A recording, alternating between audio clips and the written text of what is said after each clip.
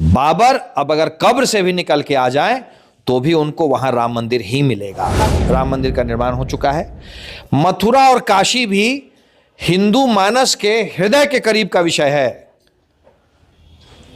आपकी ईद में हम सेवई खाते हैं ना, आप भी हमारा चरणामृत को उतने ही श्रद्धा के साथ पीना शुरू करें। वो क्या उनके पुरखे भी कब्र से वापस आ जाएं तो भी अब बाबरी मस्जिद स्थापित नहीं हो सकती है, उसके अस्तित्व में नहीं आ सकता है वो। ये बात बिल्कुल स्पष्ट है भाई। अयोध्या, काशी और मथुरा ये तीन ऐसे विषय हैं जो सनातनी मानव के लिए नॉन कॉम्प्रोमाइजेबल है। कि सेवई खाने जाता है, पीर बाबा की मजार देख करके हम सजदा करते हैं ना, तो सेवई की मिठास तभी बनी रहेगी जब आप हमारा चरणामृत भी उतनी ही श्रद्धा से लेंगे। एक तरफ बंगाल में बाबरी मस्जिद की आधारशिला रखने की बात की जा रही है, टीएमसी के विधायक ने बाबरी मस्जिद की आधारशिला रखने की बात कही है। दूसरी तरफ उन्हीं की कौम के एक व्यक्ति जो एएसआई के रीजनल डायरेक्टर हैं के मोहम्मद, उन्होंने एक बात कही है कि मुसलमानों को दो और ऐतिहासिक जगहें छोड़ देनी चाहिए जो मंदिर भी हैं। पहली मथुरा जो भगवान श्री कृष्ण का जन्म स्थान है, और दूसरी ज्ञानवापी जो भगवान शिव से जुड़ी हैं। इन्हीं तमाम बिंदुओं पर बात करेंगे। हमारे साथ बात करने के लिए बीजेपी के प्रदेश प्रवक्ता कुंतल कृष्णा जी हैं। कैसे देखते हैं, एक तरफ बाबरी मस्जिद की आधारशिला रखने की बात हो रही है, दूसरी तरफ उन्हीं के कौम के हैं जो कह रहे हैं कि मुसलमानों को काशी और मथुरा ये दोनों जगह भी छोड़ देनी चाहिए। कि बाबरी मस्जिद और राम मंदिर, ये जो विवाद था, ये इस विवाद का पटाक्षेप हो चुका है। राम मंदिर बन चुका है, राम मंदिर की ध्वजा शलाखा लहरा रही है और यही सत्य है। दूसरा सत्य यह है कि हिंदुस्तान के, भारत के मानस की जो सोच है, उनकी जो इच्छा है, उस इच्छा का सम्मान करते हुए भारतवर्ष में रहने वाले हर व्यक्ति को उस राम ध्वजा को झुक के नमन करना चाहिए। यही कायदा है और कायदे में ही फायदा है। बाबर अब अगर कब्र से भी निकल के आ जाए तो भी उनको वहां राम मंदिर ही मिलेगा, इसमें किसी तरह का कोई गुंजाइश नहीं है। अब ये जो हुमायूं साहब हैं, वो क्या उनके पुरखे भी कब्र से वापस आ जाएं तो भी अब बाबरी मस्जिद स्थापित नहीं हो सकती है, उसके अस्तित्व में नहीं आ सकता है वो। ये बात बिल्कुल स्पष्ट है। अब आपकी दूसरी बात कि मथुरा और काशी, भारत में तीन ऐसी जगहें थी जो सनातन के हृदय के करीब का विषय था। अयोध्या, राम मंदिर का निर्माण हो चुका है। मथुरा और काशी भी हिंदू मानस के हृदय के करीब का विषय है। आपकी ईद में हम सेवई खाते हैं ना, आप भी हमारा चरणामृत को उतने ही श्रद्धा के साथ पीना शुरू करें। ये विषय हिंदू मानस के हृदय के करीब हैं। इस विषय का जल्द से जल्द निपटारा हो जाए तो सेवई की मिठास बरकरार रहेगी। ये विषय नॉन कॉम्प्रोमाइजेबल हैं, इन विषयों पे कोई कॉम्प्रोमाइज नहीं होगा। इस देश में सेक्युलर बने रहने की जिम्मेदारी सिर्फ हिंदुओं की नहीं है, बाकी लोगों को भी हिंदू मानस की भावनाओं का सम्मान करना पड़ेगा। और आज अगर एएसआई के पूर्व डायरेक्टर ने यह बात कर रही है, बात उन्होंने किया है, तो सेक्युलर भारत की उन्होंने एक परिभाषा बताई है। भाई अयोध्या, काशी और मथुरा ये तीन ऐसे विषय हैं जो सनातनी मानव के लिए नॉन कॉम्प्रोमाइजेबल हैं, इन पे किसी तरह का कोई समझौता नहीं हो सकता है। बेहतर है जितना जल्दी इन विषयों का हम पटाक्षेप कर दें। जिस तरीके से राम मंदिर की ध्वजा लहलहाई पूरे विश्व ने देखा, वैसे ही आपस में मिल बैठ करके इन दोनों जगहों पे भी पताखा लहराए, भगवा नजर आए। सबसे जरूरी बात यह है कि तमाम मौलवी और तमाम जो नेता हैं मुस्लिम समाज के, वो इस बात का विरोध करते आ रहे हैं, मतलब मथुरा और काशी ज्ञानवापी जो मस्जिद है उसको लेकर के। लेकिन उन्हीं की कौम के एक व्यक्ति ने ये बातें कही हैं, तो कहीं ना कहीं कुछ तो जरूर बात होगी। निशान देखिए, भारत का मुसलमान अच्छी तरीके से इस बात को समझता है कि सेक्युलर होने के लिए ताली दोनों हाथ से बजनी पड़ेगी।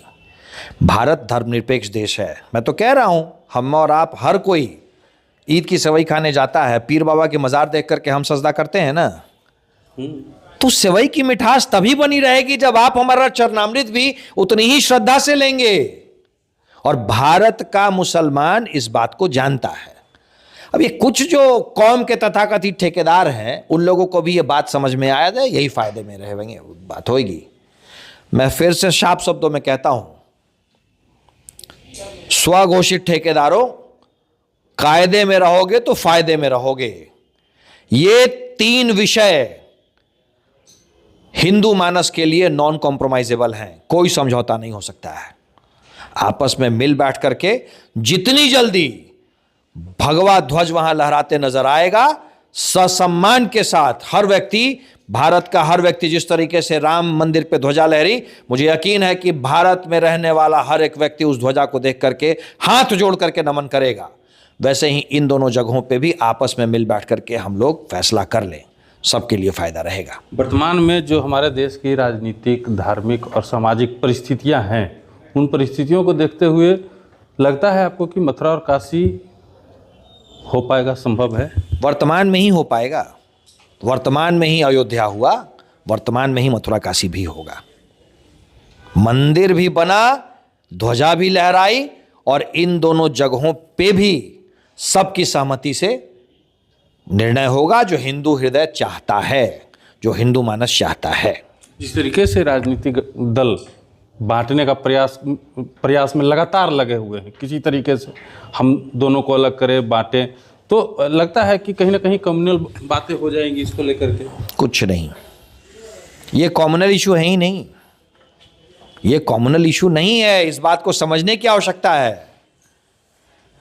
जिस देश के हम और आप निवासी हैं, उस देश का बहुसंख्यक मानस, पूरे दुनिया का सनातनी हिंदू इस विषय पे कोई समझौता नहीं कर सकता है। बहुत सारे ऐसे विषय हैं जिस पे हम आपकी बात मान लेते हैं, आपको भी हमारी बात माननी पड़ेगी। आपकी सेवई मिठास देती है, लेकिन बेहतर हो कि आप भी हमारा चरणामृत सर पे लगाना शुरू कर दें। जब पुरातत्व विभाग ने भी इस तरीके की बातें साफ कर दी हैं कि नहीं, जो चीज़ें हम लोग कह रहे हैं, जो हिंदू संगठन या कह रहे हैं, वही चीज़ वहाँ पे है, बावजूद इसके अभी तक नहीं होना, कुछ ना कुछ तो है। कुछ नहीं है।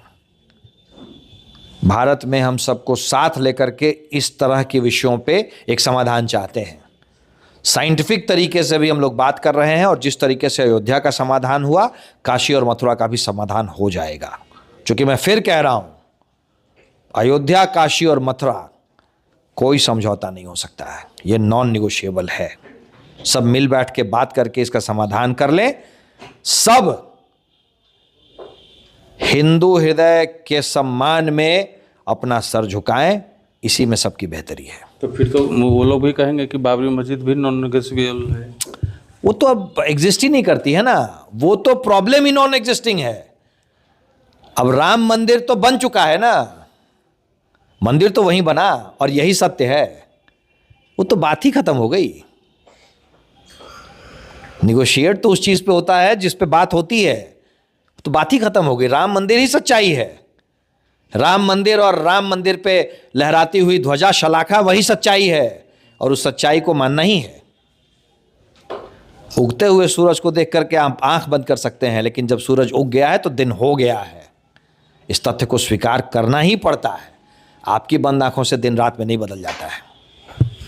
चलिए, कुंतल कृष्णा जी को सुन रहे थे, आप क्या सोचते हैं कमेंट बॉक्स में ज़रूर बताइएगा। लेकिन इतना तो तय है कि राम मंदिर के बाद अगली बारी जो है मथुरा और काशी की है, और वहाँ भी मंदिर बहुत जल्द ही, जिस तरीके से उसके बारे में चर्चाएं चल रही हैं, जिस तरीके से जो है सरकार काम कर रही है, बहुत जल्द वो दिन आने वाला है जब हम काशी और मथुरा में भी जो हमारा मंदिर है वहाँ निर्माण होगा।